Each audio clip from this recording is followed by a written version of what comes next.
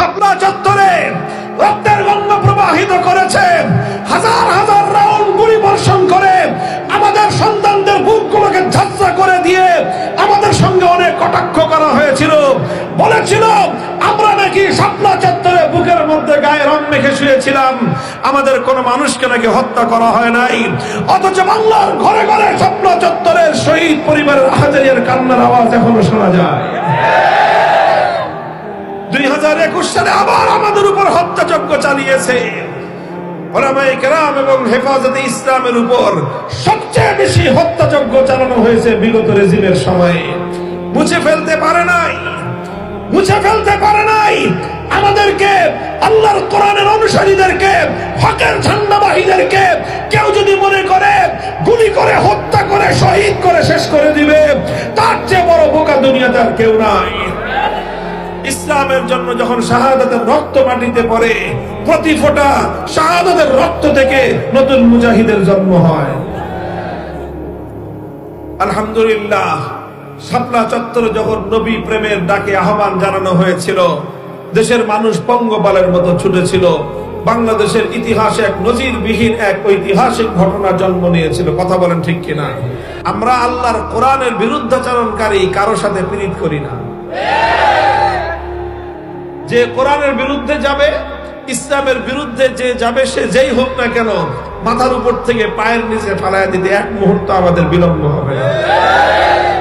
উলামায়ে কেরাম হেফাজতে ইসলামের পক্ষ থেকে আগামী 3 তারিখ, মে মাসের 3 তারিখ শনিবার দিন ঐতিহাসিক সোহরাওয়ার্দী উদ্যানে এই কলঙ্কিত বাংলাদেশের ইতিহাসের কলঙ্কজনক এই অধ্যায়কে মুছে ফেলবার জন্য জাতিকে একত্রিত হওয়ার ডাক দিয়েছে। যাবেন তো?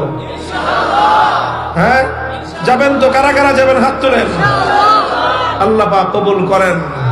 আমি দেশের মানুষকে বলি যে দেখেন, আপনারা সবসময় নিজের কাজ করবেন, কিন্তু যখন সম্মিলিতভাবে আলেম সমাজ আপনাদেরকে ডাক দিবে, তখন আলেম সমাজের পাশে থাকবেন।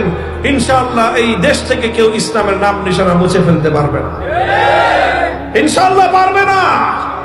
যত বড় শক্তি হোক, দেখা গিয়েছে শাপলা চত্বরে রক্তের গঙ্গা প্রবাহিত করেছে, হাজার হাজার রাউন্ড গুলি বর্ষণ করে আমাদের সন্তানদের বুকগুলোকে ঝাঁঝরা করে দিয়ে আমাদের সঙ্গে অনেক কটাক্ষ করা হয়েছিল।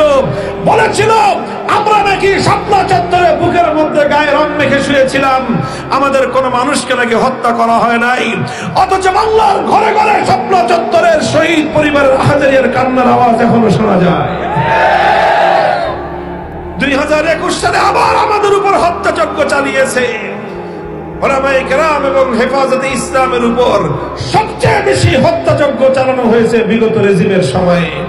মুছে ফেলতে পারে নাই, মুছে ফেলতে পারে নাই। আমাদেরকে, আল্লাহর কোরআনের অনুসারীদেরকে, হকের ঝান্ডাবাহীদেরকে কেউ যদি মনে করে গুলি করে হত্যা করে শহীদ করে শেষ করে দিবে, তার চেয়ে বড় বোকা দুনিয়াতে আর কেউ নাই। ইসলামের জন্য যখন শাহাদাতের রক্ত মাটিতে পড়ে, প্রতি ফোঁটা শাহাদাতের রক্ত থেকে নতুন মুজাহিদের জন্ম হয়।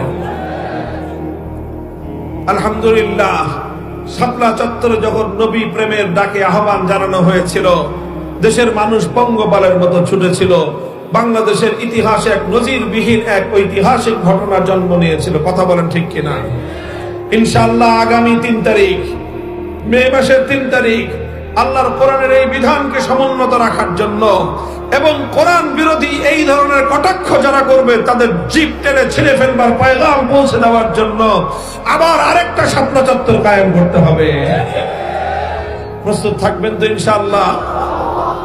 এই জিনিসগুলো, এই ধরনের বিষয়গুলো আমাদের দেশের বাইরে থেকে কিছু মানুষ বাংলাদেশের ভিতরে বিশৃঙ্খলা সৃষ্টি করার জন্য উস্কানি দেয়। আর ওই দেশে মুসলমানদের শত শত বৎসরের ঐতিহ্য ওয়াকফুলিল্লাহ, মুসলমানরা তাদের ব্যক্তিগত সম্পত্তি আল্লাহর জন্য ওয়াকফ করে দেয়, যেটা তার ধর্মের কাজ হবে, মসজিদের কাজ হবে, মাদ্রাসার কাজ হবে, ঈদগাহের কাজ হবে, কবরস্থানের কাজ হবে। এই ধরনের ওয়াকফের সম্পত্তি শত শত বছর ধরে বাংলাদেশেও আছে। বলেন আছে না নাই? ভারতে 6 লক্ষ একর জমি, ওয়াকফের জমি মুসলমানরা তাদের নিজেদের অর্জিত সম্পত্তির জমি আল্লাহর জন্য ওয়াকফ করেছে।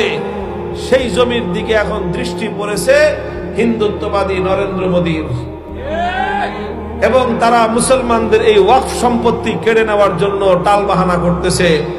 তারা ওয়াকফ আইন সংশোধনী 2025 বিল পাশ করেছে তাদের সংসদে।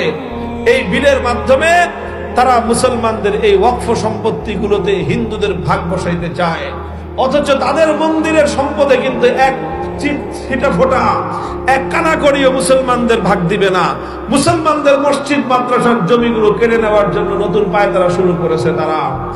আমরা ভারতকে স্মরণ করায় দিতে চাই, 700 বছর ভারত কিন্তু শাসন আমরা করেছিলাম। দিল্লির শাহী মসজিদ আমরা তৈরি করেছিলাম, দিল্লির লাল কেল্লা মুসলমানদের তৈরি হয়েছে, দিল্লির শহর মুসলমানদের নগর, মুসলমানদের হাতে গড়া শহর, দিল্লির সভ্যতা মুসলমানদের সভ্যতা। দিল্লি এবং গোটা ভারতবর্ষের পাড়ায় পাড়ায়, ভারতবর্ষের জেলায় জেলায়, বিভিন্ন অঞ্চলে অঞ্চলে মুসলমানদের হাজার বছরের ইতিহাস এবং ঐতিহ্যের, কৃতজ্ঞতার সেই সকল নিয়ামতের এবং মুসলমানদের অবদানের নানা ধরনের তোমাদের স্মৃতি স্মারক আজও পর্যন্ত দাঁড়িয়ে আছে। এখন তোমরা সেই ভারতে মুসলমানদেরকে নানাভাবে কোণঠাসা করার, নির্মূল করার পায়তারা চালাচ্ছে। কথা বলেন ঠিক না বেঠিক?